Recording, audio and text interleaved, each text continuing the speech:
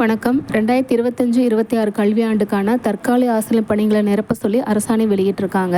நிறைய பேர் இதுக்கான அழைப்பு எப்போ வரும்னு சொல்லிட்டு கேட்டுட்டு இருந்தீங்க. இப்போ அதுக்கான அறிவிப்பு வந்தாச்சு. இப்போது இந்த வேலைவாய்ப்புக்கு அப்ளை பண்ணுறதுக்கு டேட் என்ன, எவ்வளோ சேலரி, அப்ளிகேஷன் ஃபார்ம் எங்கே கிடைக்கும் அப்படிங்கிறது எல்லா டீட்டெயில்ஸும் இந்த வீடியோ நம்ம பார்க்க போகிறோம்.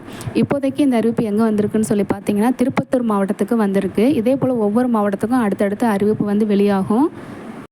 இதுக்கான விண்ணப்பம் எப்போ தொடங்குதுன்னு சொல்லி பார்த்தீங்கன்னா, ஜூன் 2ஆம் தேதி இதுக்கு அப்ளிகேஷன் ஃபார்ம் கொடுக்க ஆரம்பிக்கலான்னு வந்து சொல்லியிருக்காங்க.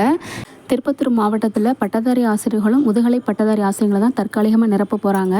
ஸோ எந்த அரசு உயர்நிலை மற்றும் மேல்நிலை பள்ளிகளில் அரசு பட்டதாரி மற்றும் முதுகலை பட்டதாரி ஆசிரியர் காலி பணியிடங்கள் இருக்குது அப்படிங்கிறத சிஓ ஆஃபீஸில் வந்து லிஸ்ட்டு வந்து ஒட்டியிருப்பாங்க. ஸோ அதை பார்த்து நம்ம அப்ளை பண்ண முடியும். எங்கே வேகன்சி இருக்குன்னு அங்கே தான் வந்து சொல்லுவாங்க. ஸோ அதுக்கேற்ற போல் தான் நம்ம அப்ளிகேஷன் ஃபார்ம் வந்து நம்ம சப்மிட் பண்ண முடியும். இந்த வேகன்சிக்கு அப்ளை பண்ணுறதுக்குரிய தகுதிகள் என்னன்னு பார்த்தீங்கன்னா, பட்டதாரி ஆசிரியருக்கு பிஎஸ்சி பிஎட் வித் டெட் வந்து பேப்பர் 2 வந்து பாஸ் பண்ணியிருக்குன்னு வந்து சொல்லியிருக்காங்க.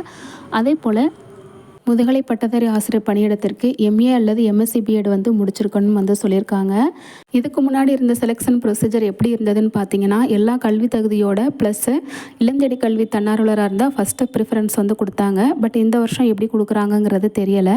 இந்த தடவையும் அதே ப்ரொசீஜர் ஃபாலோ பண்ண வாய்ப்பு இருக்குது, கேட்டுக்கோங்க. இப்போ தகுதி நம்ம பார்த்துட்டோம். அடுத்ததாக சேலரி வந்து பார்த்துடலாம்.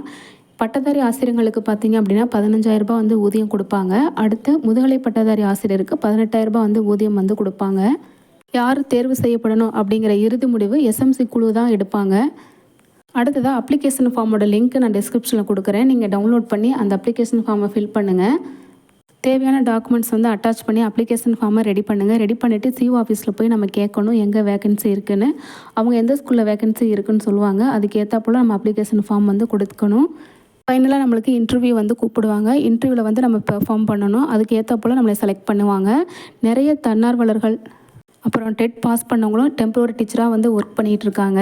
நிரந்தரமாக பணியிடங்கள் நிரப்புற வரைக்கும் இந்த எஸ்எம்சி மூலம் நிரப்பப்படக்கூடிய தற்காலிக ஆசிரியர் பணியிடங்கள் இருக்குன்னு வந்து சொல்லியிருக்காங்க.